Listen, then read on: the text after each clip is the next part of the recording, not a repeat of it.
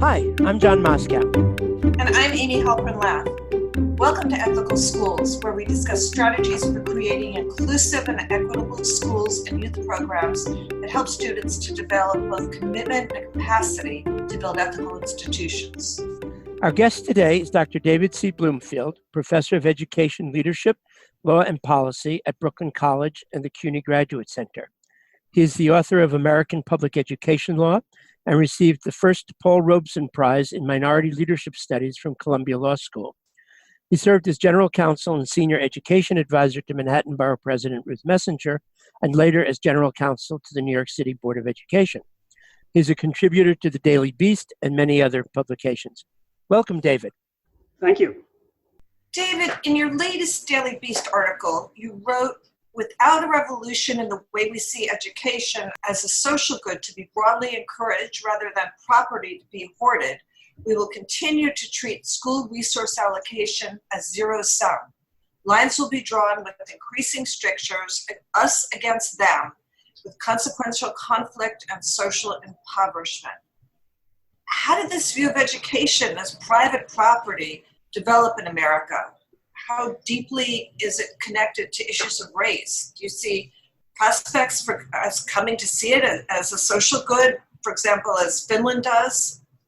When we look at school districts, which is kind of the root of the problem, communities throughout the United States have created enclaves where it's our kids rather than all of our kids. And so when it comes to property taxes, and that's a big issue, people see their money going to support their own children in many cases. And that's really, I think, what the root of the problem is, that we have these tiny little school districts dotting the country, well over 10,000. And in doing so, we've created a us versus them mentality, so that, as that article points out, even some wealthier parts of districts are seceding in order to further divvy up the pie in their children's favors. Nick Hanauer writes in this month's Atlantic Monthly that what he calls educationism is a convenient myth propagated by the wealthy, including foundations, that failing schools are the cause of vast income inequality, but that in fact this confuses cause and effect, that good schools are important, but the underlying disease is income inequality itself. What are your thoughts? Christopher Jenks, many decades ago, pointed out that if we want social equality, if we want a degree of economic equity in this country, we need not to look at the schools, but at our economic system to solve that problem. The issue, therefore, is that schools are a symptom of that problem, but even in thinking about the school system, schools are a social good. We are all improved in our lives by a well-educated citizenry. And we have to look at other people's children as our children for educational benefit. Yeah, that's sort of how we think about it, but apparently that is not the current sentiment, at least not in this administration. I think it's a problem beyond this administration. I think that recent educational policy, charter schools, for example, have meant that people see their children going to their schools and other people's children going to other schools. And we have this funding fight between charters and traditional public schools that didn't occur earlier. David, how much do you think this is a function of racism, pure and simple? I think a lot of it has to do with racism. It has to do with the racialization of poverty. It has to do with seeing the other in color as well as in income. And so a lot of the problem that we have in the United States is not only a socioeconomic problem, but a socioeconomic racial problem.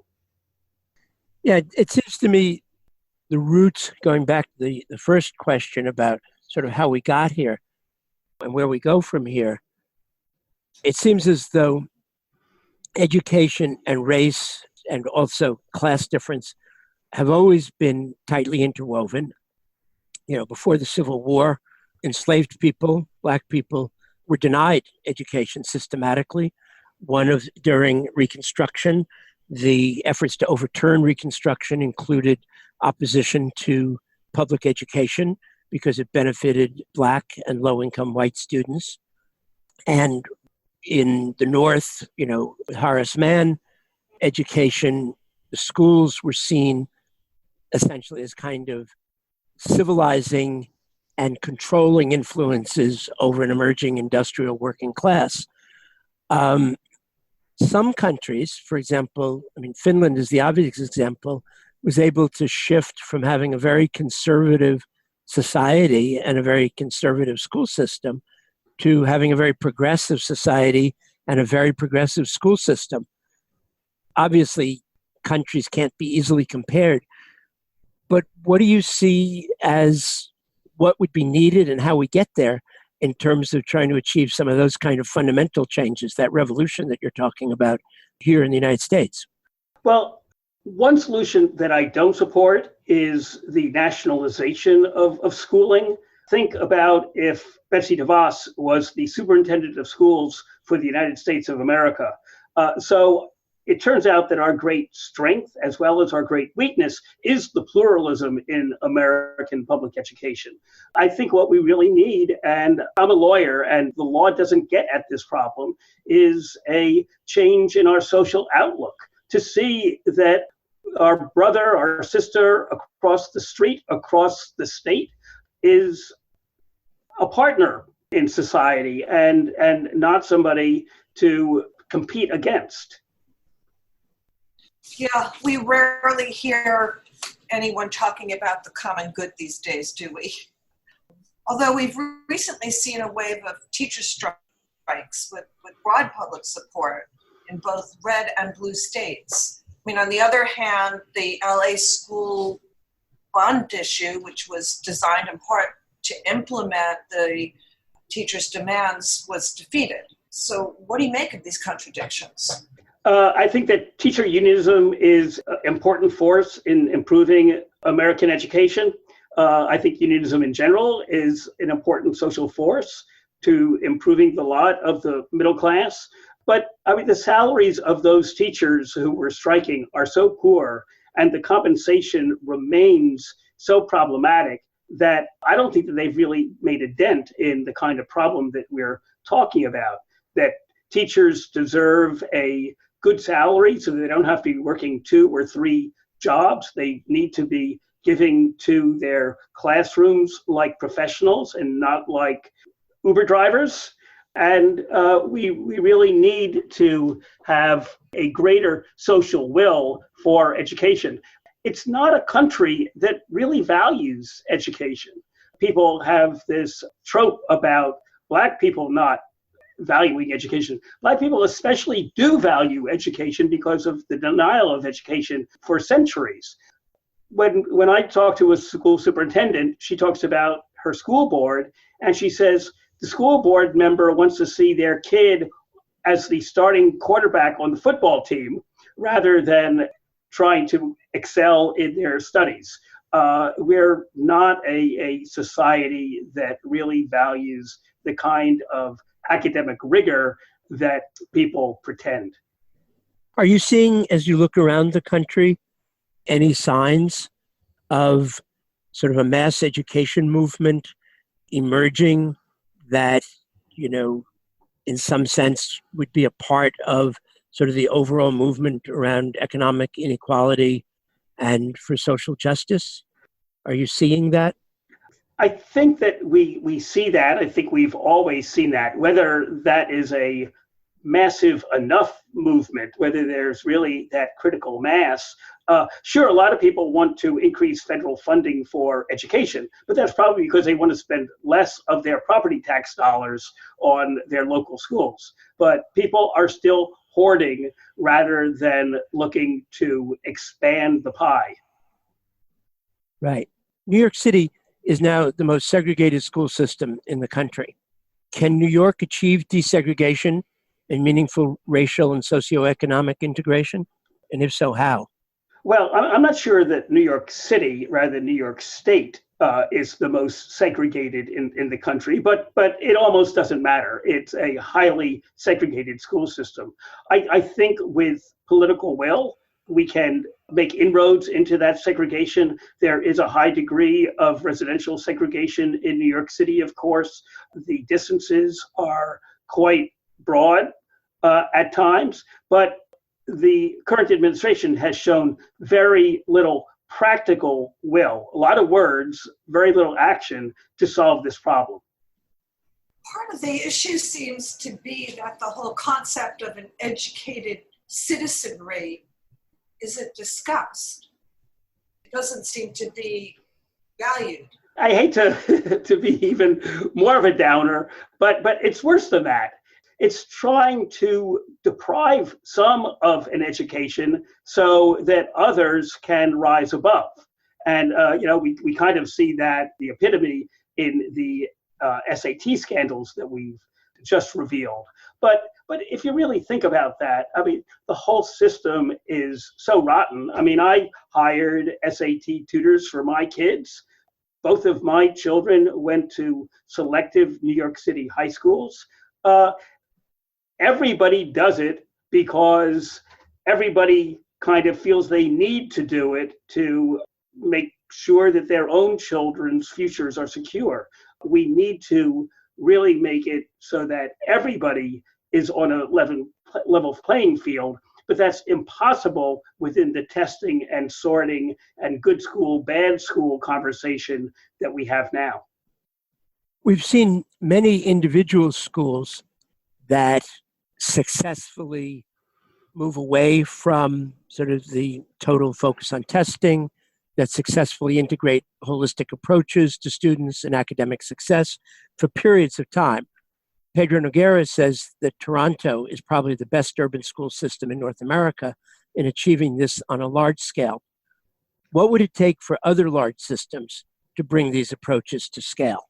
What we need to do is to, first of all, stop talking about good schools and bad schools. Good schools and bad schools are code for racialized systems, for higher income students going to some schools and lower income students going to other schools in a highly segregated way. So what we really need to do is redraw attendance zones, put down those screens to make sure that kids can go to school together, work together, learn from one another.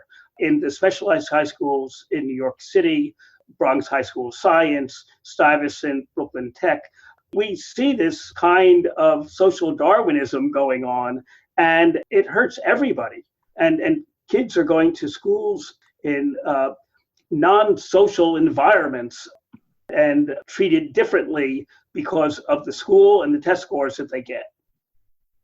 Speaking of the selective high schools, you've written a good bit about some of the current issues around the admissions practices to the test schools and so forth. What's your viewpoint on this? What are some of the things that could be done immediately, perhaps, at the city level to ameliorate these issues?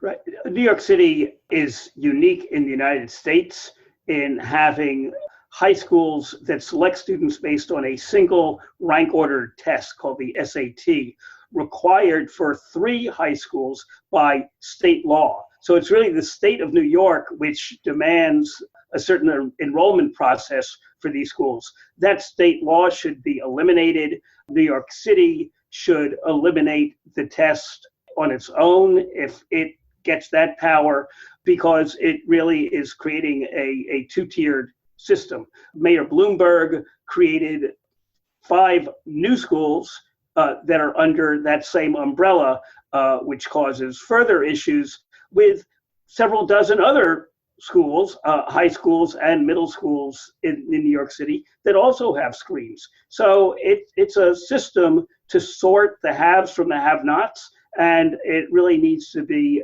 eradicated. Would you like to see the mayor eliminate the tests at the non-state mandated schools? Absolutely. The mayor and the chancellor who talks a good game could eliminate that SAT requirement for high school, 5 high schools immediately, and they refuse to do so. They are abetting the segregation of New York City public schools rather than stopping it.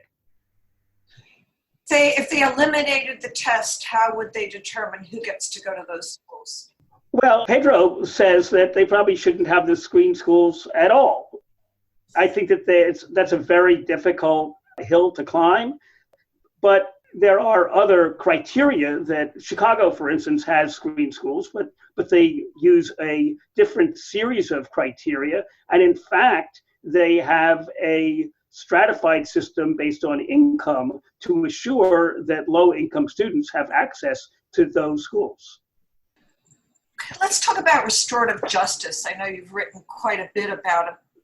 What do you see as positive steps, either in New York City or nationally, towards restorative justice practices in schools?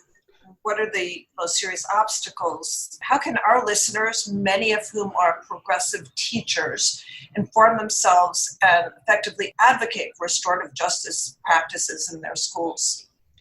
Well, we do have to be teaching our proto-teachers in teacher prep programs restorative justice practices. I mean, it goes under the heading of classroom management, but it's not your typical classroom management. It's really about team building. It's about not casting blame, but creating a social structure in a classroom so that kids will be nicer to one another and can learn how to resolve differences among themselves. It's hard work.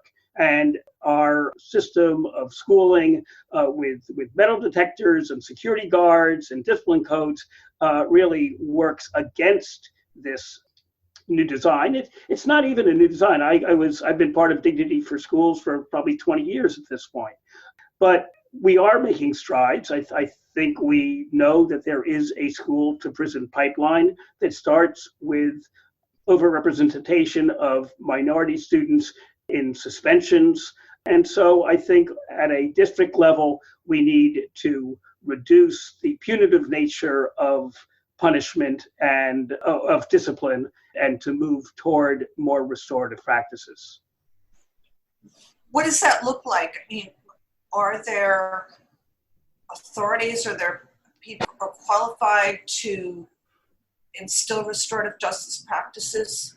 Well, we have far more police officers and school resource officers who are supervised by the police department in our schools than we have social workers. And so we really have to flip that to provide a more supportive environment for our students rather than one where they're in a fishbowl where there are law enforcement watching them at all times, basically. And kids are kids. If you're looking for an infraction, you're going to find an infraction.